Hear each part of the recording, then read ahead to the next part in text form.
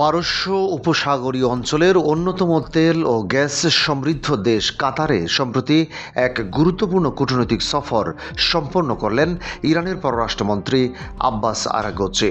সম্প্রতি ওই এলাকায় ঘটে যাওয়া আকস্মিক এক ক্ষেপণাস্ত্র হামলার ঠিক 2 দিন পর গত বুধবার কাতারের রাজধানী দোহায় পৌঁছান ইরানের এই শীর্ষ কূটনীতিবিদ।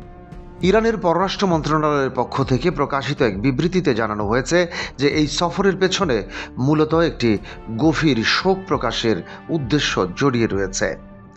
দেশটির সাবেক আমির শেখ হামাদ বিন খলিফা আল থানি গত রোববার মৃত্যুবরণ করায় তার প্রতি বিনম্র শ্রদ্ধা জানাতেই মূলত এই তাৎক্ষণিক সফরটি অনুষ্ঠিত হয়। তিনি বিগত 1995 সাল থেকে 2013 সাল পর্যন্ত অত্যন্ত দক্ষতার সাথে পারস্য উপসাগরীয় অঞ্চলের এই দেশটিকে শাসন করেছিলেন।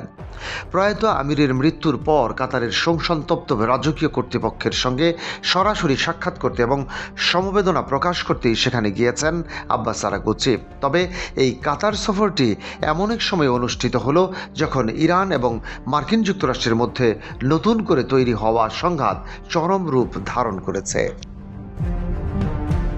গত এপ্রিল মাসের সফল যুদ্ধবিরতির পর থেকে বর্তমান সময় পর্যন্ত দুই দেশের মধ্যকার রাজনৈতিক ও সামরিক উত্তেজনা এখন এক অভূতপূর্ব পর্যায়ে পৌঁছেছে। মূলত গত 28 ফেব্রুয়ারি ইরানের বিরুদ্ধে মার্কিন যুক্তরাষ্ট্র ইসরায়েলের অতর্কিত হামলার মধ্য দিয়েই মধ্যপ্রাচ্যে এই নতুন যুদ্ধের ভয়ানক সূত্রপাত ঘটেছিল। এই আগ্রাসনের জবাবে ইরান অত্যন্ত কঠোরভাবে পাল্টা জবাব দেয় এবং ইসরায়েল ও পারস্য উপসাগর জুড়ে থাকা সমস্ত মার্কিন স্বার্থ সংশ্লিষ্ট ঘাঁটিতে হামলা চালায়। বর্তমান এই রক্তক্ষয়ী সংঘাতের ফলে যুদ্ধ চিরতরে অবসানের লক্ষ্যে গত মাসে নেওয়া একটি অত্যন্ত গুরুত্বপূর্ণ শান্তি আলোচনা এখন গভীর সংকটের মুখোমুখি দাঁড়িয়েছে। কাতার ও পাকিস্তানের যৌথ মধ্যস্থতায় দুই পক্ষের মধ্যে যে সমঝোতা স্মারক স্বাক্ষরিত হয়েছিল তা বর্তমান পরিস্থিতির কারণে এখন চরম ঝুঁকির মুখে পড়েছে।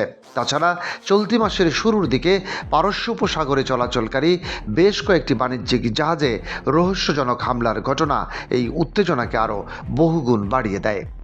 ওয়াশিংটন এই জাহাজ হামলার সম্পূর্ণ দায় তেহরানের উপর চাপিয়ে দেওয়ার পর থেকেই দুই চিরবৈরী পক্ষের মধ্যে পুনরায় প্রকাশ্য সংঘাতের সূচনা হয়েছে।